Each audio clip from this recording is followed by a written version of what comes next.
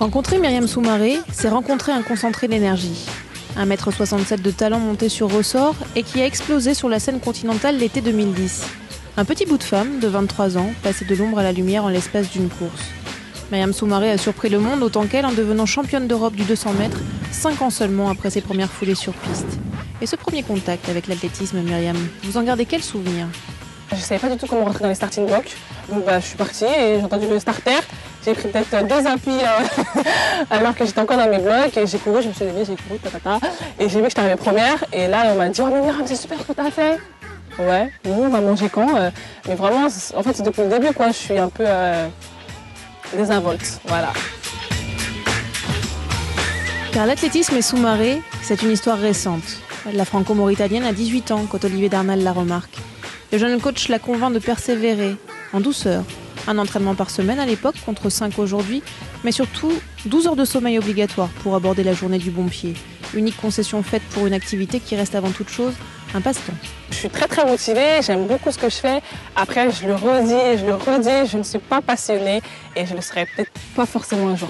Bon, je fais des sacrifices, mais pas énormément. J'essaie de gérer ma vie au mieux, de rester une fille normale et c'est peut-être ça qui fait que je réussis.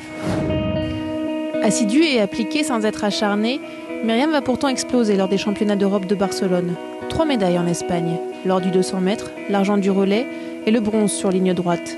Soumaré, petite fille des cités devenue reine d'Europe, se découvre du talent et un public. Elle devient tour à tour coqueluche ou muse, modèle érigé en exemple qui apporte autant qu'elle reçoit. De toutes ces marques d'affection, Myriam, laquelle vous a le plus touchée? C'est un monsieur qui m'a appelé sur mon fixe, que je ne connaissais pas du tout, et il m'a dit alors Myriam, bon, je te connais pas, il s'est présenté, et je me suis dit, bon, attends, quelqu'un qui m'appelle sur mon fixe quand même, et il m'a dit, bon, ben voilà, tu as réussi en une compétition à faire ce que les docteurs n'ont pas réussi à faire en 3 ans. J'ai dit, bah, qu'est-ce que j'ai fait? Il me dit, ouais, tu m'as donné envie de me battre parce que voilà, j'attends une greffe je sais pas ce que c'était, le cœur ou un rein, et j'avais décidé de laisser tomber l'affaire, de ne plus me battre. Et quand je t'ai vue, ben, j'ai pleuré toutes les larmes de mon corps et ça m'a donné envie de me battre. Ah non, j'avais des frissons quand j'ai entendu ça. C'était vraiment la chose la plus émouvante que j'ai entendue depuis que je suis revenue, quoi.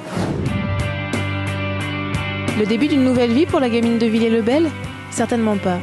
Décidée à poursuivre sa route sans entrave, Myriam Soumaré a retrouvé avec bonheur son quotidien, partageant son temps entre la piste, qui pourrait la mener aux Jeux de Londres en 2012, et la crèche, où elle officie à mi-temps en qualité d'aide puéricultrice. Une profession qui s'inscrit dans la durée et, contrairement à l'athlétisme, se conjuguera au futur.